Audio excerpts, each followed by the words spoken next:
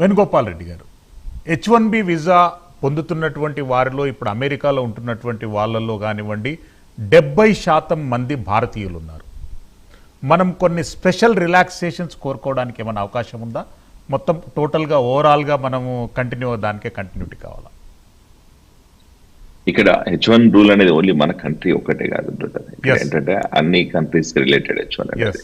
ఎవరైతే skill based work permit కోసం apply చేసుకుంటారో వాళ్ళందరికీ H1 వీసా అప్లికబుల్ అవుతుంది. ఇప్పుడు మన కంట్రీకి స్పెషల్ గా ఇలా ప్రయారిటీస్ లేకపోతే పాలసీస్ చేంజెస్ లేకపోతే ఎగ్జామ్షన్స్ వస్తాయా అంటే నో, డెఫినెట్ గా రావు.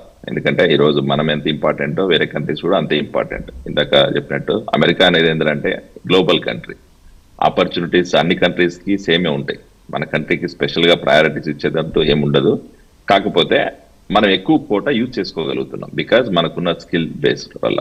మన రిసోర్సెస్ మనకున్నది ఏంటంటే మ్యాన్ పవర్, మనకున్న స్కిల్ ఏంటంటే టెక్నాలజీ అడాప్ట్ చేసుకోవడం, కొత్త టెక్నాలజీ వర్క్ చేయడం.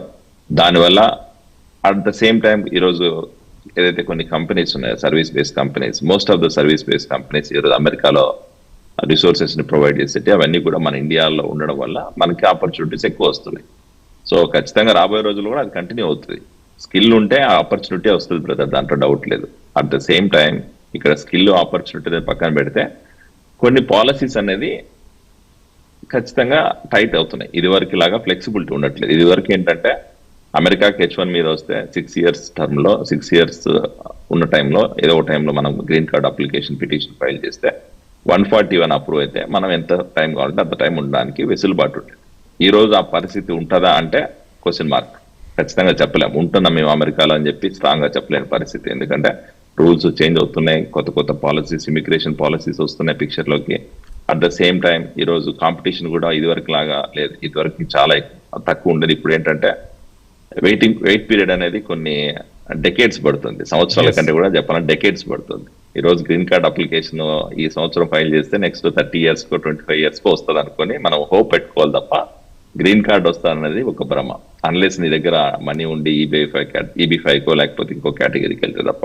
సో అలాంటి పరిస్థితిలో H1 కి మనకు స్పెషల్ ఎగ్జామ్షన్స్ వస్తాయనడం కరెక్ట్ కాదు. ఈ రోజు ఊరికి అనవసరంగా లేనిపోని భ్రమాలు సృష్టించడము, ప్రజలకి ఏదో అట్లా అభూత కల్పనలో పెట్టడం కంటే కూడా అందరికీ లాగానే మనకి ఉంటాయి, అన్ని కంట్రీస్ లానే మనకి సేమ్ రూల్స్ అప్లికబుల్ అవుతాయి. కాకపోతే మన వర్క్ మనం చేసుకుని రూల్స్ ఒబే చేయకన్నా మన టర్మ్స్ అండ్ కండిషన్స్ ఏదైతే H1 రూల్స్ ఉంటాయో దాన్ని బేస్ చేసుకొని పని చేసుకుంటే రాబోయే రోజుల్లో కూడా అమెరికాను ఉండడానికి ఎటువంటి ప్రాబ్లం ఉండదు.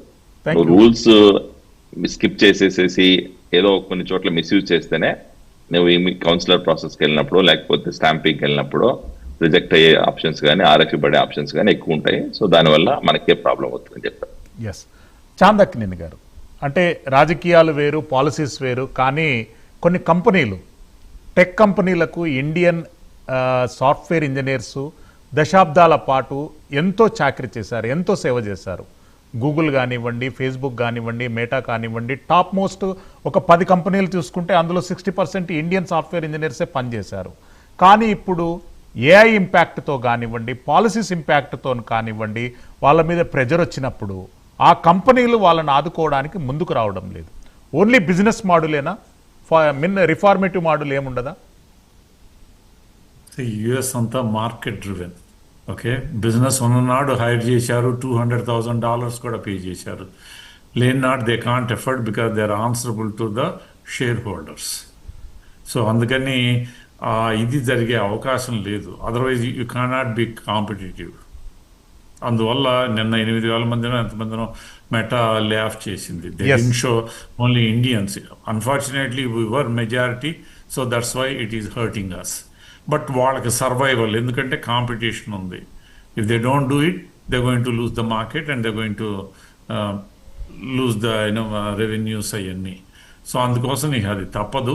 మెంటల్గా పీపుల్ ఆర్ ప్రిపేర్డ్. యుఎస్లో ఆ కల్చర్ మొదటి నుంచి ఉంది. Job there is no guarantee.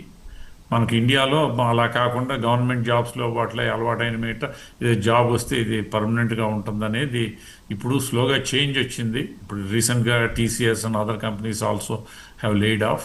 But I think వాళ్ళు ట్రైనింగ్ ఉన్నాళ్ళు they can move in to other sectors, find other jobs. But ఇక్కడ humanity considerations tech companies look at చేసే అవకాశం లేదు. ఎస్. భాను ఇల్లింద్ర గారు, ఉద్యోగం పోయినటువంటి 60 రోజుల్లోపు అమెరికా వదిలిపెట్టాలనేటటువంటి ఒక నినాదం